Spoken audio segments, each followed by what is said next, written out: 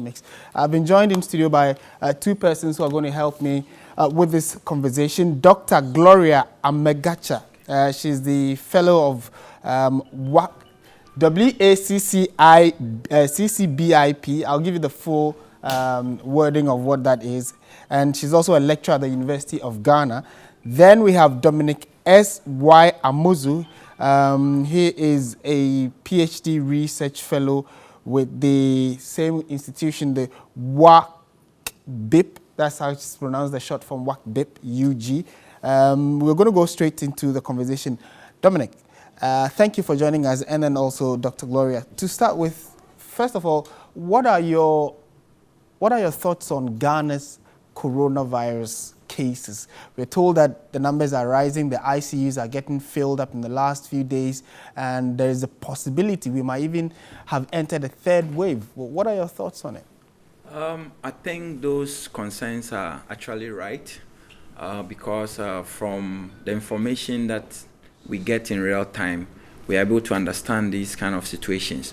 And currently, from the sequencing data that we have, because I'm really part of it, actively part of it, the Delta variant seems to be picking up speed. Initially, it was the Alpha, which is what we call the UK variant, or the one that was detected first in the UK. These are all variants of what we call variants of concern. And when we say variants of concern, means this variant is able to be transmitted easily across communities, able to mutate very fast, it's able to cause disease severity, all the things that makes a virus thrive or survive or cause havoc. Once we find a variant that has those characteristics, it's WHO classified as a variant of concern, and we are calling this one the Delta. The Delta was first detected in India. The UK one was the Alpha. Okay. And when it came, we didn't really have much of it. But from the database that we have now, the Delta is really picking up. And there are information also that the hospitals are having cases up. So I think these two there might be something going on in the population. And therefore, I will agree. Yeah. Okay. Do you have a take on this? I mean, public education, public advice. But before you come in, though, let me mention the acronym I mentioned. The full word is the West Africa Center for Cell Biology of Infectious Pathogens. WACBIP. WACBIP. Right. All right. So the West Africa Center for Cell Biology and Infectious Pathogens is also looking at, you have a conference coming up in the next few days. And the theme is what interests me, which is building sustainable research capacity in Africa, lessons from the current pandemic that we find ourselves in. One challenge many have said is that why is it as a continent we have not been able to come up with our own, antiviruses and vaccines, etc. And we seem to have been caught off guard and having to depend on the Western world, to sail through this one. First of all, tell us about what you have done in the last few days, what the institution is about, and then we can delve into the conference that is upcoming. Doc. Right, thank you. So WACBIP, as we know, it's one of the biggest, biomedical research program. We have one of the biggest biomedical research program where we, train researchers to become world-class, scientists. And we have been supported by the government, of Ghana, through the World Bank Center, African Center for Excellence project. So these money are coming from, foreign agencies, not directly they're not internally, which is a caveat. So there's a need for the government to really invest into our own, right?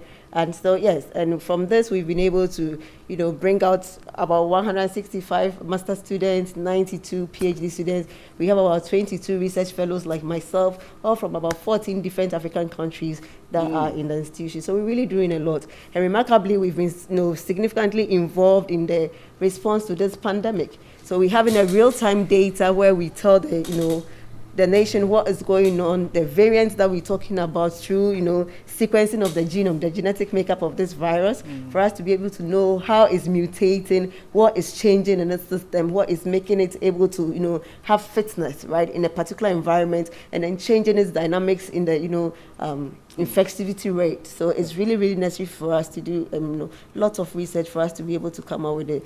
Also, in addition to this, we're doing some seroprevalence, studies, where we're checking the immune system and then the exposure to the virus. So there are a lot of people working in the environment are not showing symptoms, but yet they are harboring the virus. So there's a need for us to know the level of their exposure, the dynamics of the virus, and then their immune response. So if you're infected, how do you respond? How do you react to the virus? The breakdown of your system and how well you tolerate it and all that. So there are differences in our genetic, makeup. Okay. So if I'm exposed and you're also exposed, how well do you tolerate it as compared to me? So that is really necessary for us to study, to know the dynamics and then the interplay between the dynamics of the virus as well as your immune system. Then we'll be able to manage this virus effectively. Yes.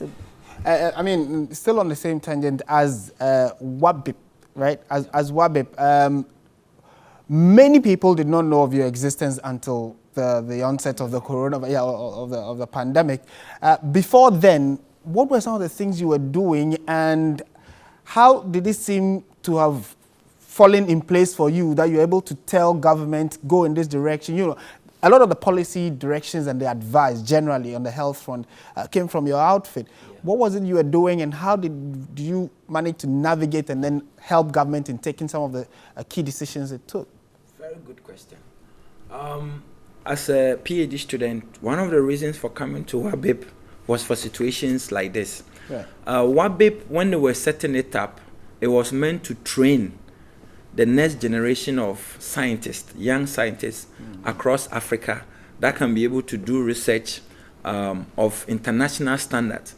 Just like if you went to Cambridge and then the Oxford and the rest, how research can be done. Right. And the curriculum has been done such that it will amaze you that the curriculum of WABIP, I will sit on TV and comfortably say it is somehow a bit, I would say a little bit superior than what is outside, because you are exposed to all the infectious pathogens. I'm into human genetics of malaria. So how did I end up in a COVID work? That is your question. But it is the nature of how WABIP has been set up, where you have you interact with international faculties. Even though you are schooling in Ghana, in reality, if you look at the content, the traveling, the exposure to conferences and the rest, it is not really, you are not really in Ghana. I had the privilege to spend most of my time in the UK on my PhD research.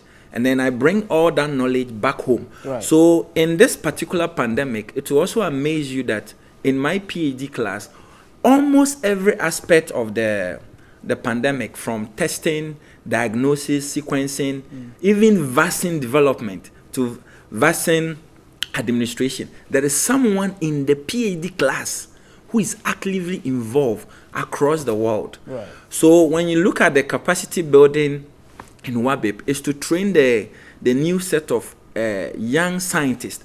And then the equipment that we also have there are of world class because of our collaboration with partner institutions. So if I needed, let's say, a flow cytometer, I'll be able to, like the sequencer that we are using, it is through collaboration and then raising some money here and there, and then you put it together. This is why government actually needs to come in and support the institution so that it can really amplify, taking more students and amplify more people. And finally, I will say, because of the nature of WABIP, WABIP is like a machine, very dynamic. In a pandemic, we all had to put on hold everything that we were doing and put all our expertise together in one goal to make sure we fight a common enemy. After that, we may go back to our various ways. It's like cooking. It's like cooking where you have a visitor.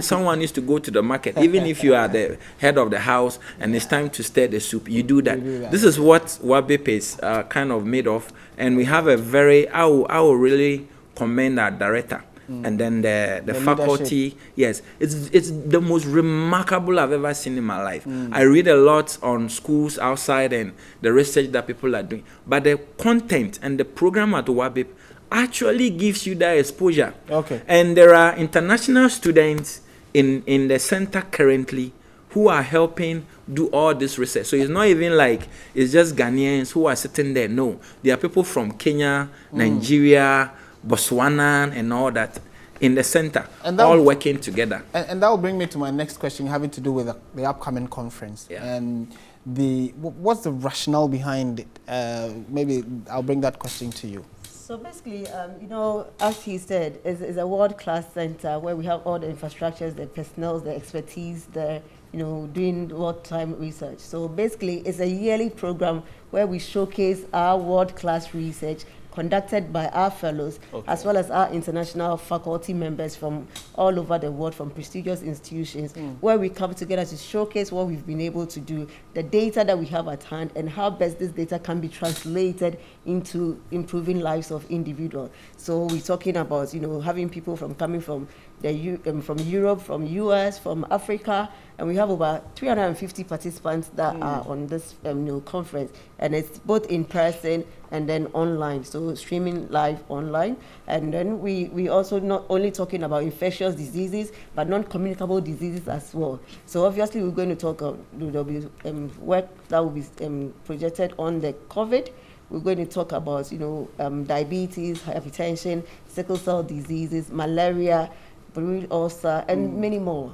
So it's a vast environment where all these personnel and expertise will come together to share their findings and then see the way forward for us to really improve. And I realize your focus will be on funding for research in Africa when it comes to these pathogens.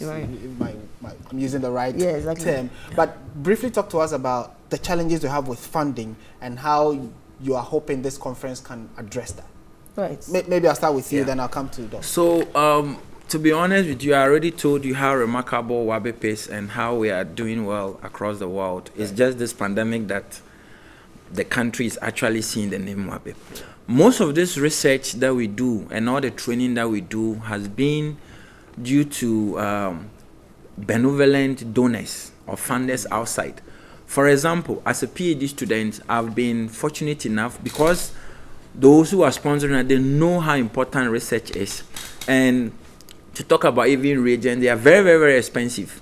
Okay. So I was privileged to have about $130,000 just to do a PhD on malaria. And this is why, so if you look at it from that angle, then you realize that research is very, very expensive. If even training a student will be this much expensive, then research itself is very expensive. You talk about the sequencer, the price is in billions. So we are not really saying that funding is not really,